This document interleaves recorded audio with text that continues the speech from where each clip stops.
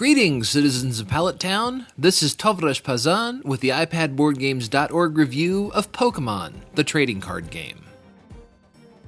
Maybe it's because the franchise began its life on the Game Boy, but when mobile gamers list their biggest wants from the console world, Pokemon is always chief among them. Now, in a neat end run around Nintendo's no hardware that we don't own policy, the Pokemon trading card game has made its way to the iPad. Gotta catch 'em all? Pokemon the trading card game focuses exclusively on the arena battles that make up the core of society in the Pokemon universe. Each matchup starts with you drawing a hand of 7 cards. You'll choose one Stage 1 Pokemon to be your lead critter, with the option to put any others on the bench.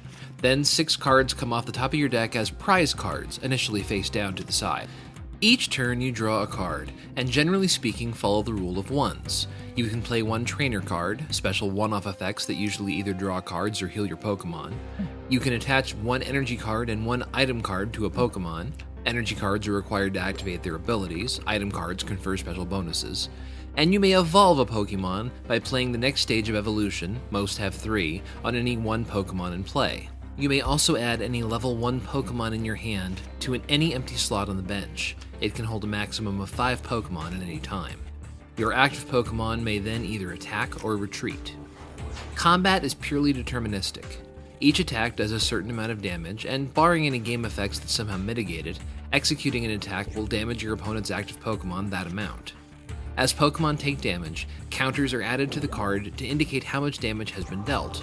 When the counters equal or exceed the Pokemon's life, it is sent to the discard pile, and its owner chooses any other benched Pokemon to become active.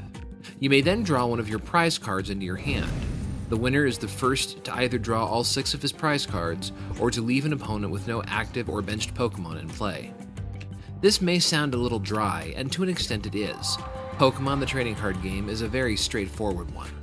While dozens, probably hundreds of individual creatures exist in the game, in practice you're only going to have 2 or 3 types of monsters in your deck, as to have any more would put you too much at the mercy of your energy draws.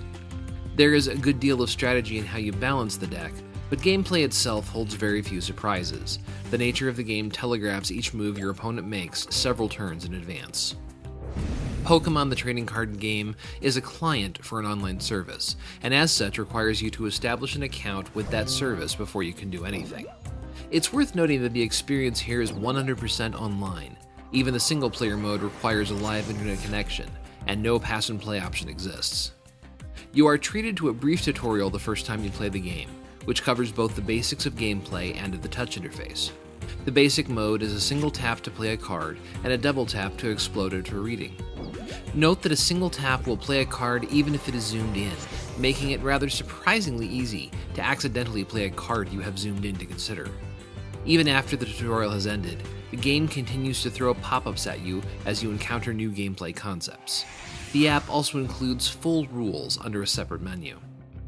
After the tutorial, you are turned loose on the online battleground. You may participate in trainer challenges using 3 decks specifically built for this purpose.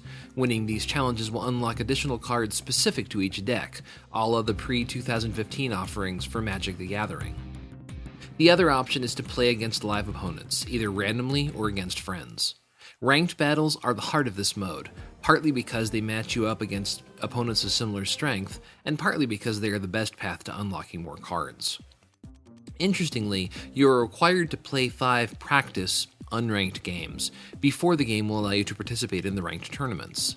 This is odd, because where ranked games seem to do a decent job of matching you up against opponents of similar strength, practice games seem to be first come, first serve, and will frequently match you against someone with a deck full of rare, powerful Pokemon against whom a newcomer has no chance. This requirement to force you to likely lose several times before taking on an opponent of your own skill level is a puzzling one. The other odd thing about this game is the collectible aspect of it. CCGs are by no means uncommon on the iPad, but this is the only one we've seen where it seems very oddly difficult to give the game real money. If there is an option to purchase in-game currency with real-world cash, we couldn't find it.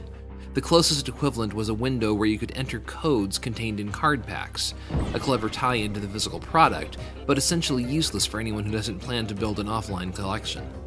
Grinding thus seems to be the only way to unlock cards. Pokemon the Trading Card Game, however, is one of a surprisingly small number of games in this genre where players can actually trade cards between one another, making it one of the only online games where the term trading card is actually applicable.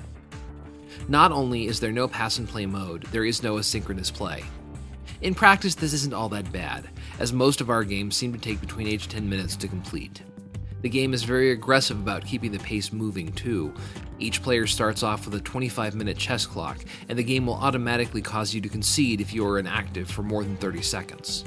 This also means that a more dedicated player may well rack up a surprising amount of wins from opponents who got distracted by something on their side of the internet. Our only real gripe with this game is that it is a fairly incredible resource hog.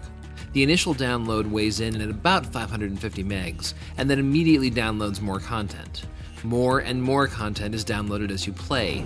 By the time we were done with this review, the app weighed in at 1.6 gigabytes. This is fine on the desktop systems where the app originated, but represents a fairly significant chunk of the real estate available on most mobile devices. As an introductory CCG, the Pokemon Trading Card Game is a good one. It covers all the basics of strategy and deck building, with straightforward gameplay that allows room for depth and decision-making beneath its simple mechanics. While the incredibly online nature of the app won't appeal to everyone, the compact play sessions should keep it from being a problem in the practical sense. We do have some concerns about the amount of space the game takes up, but die-hard fans will no doubt find other games to delete.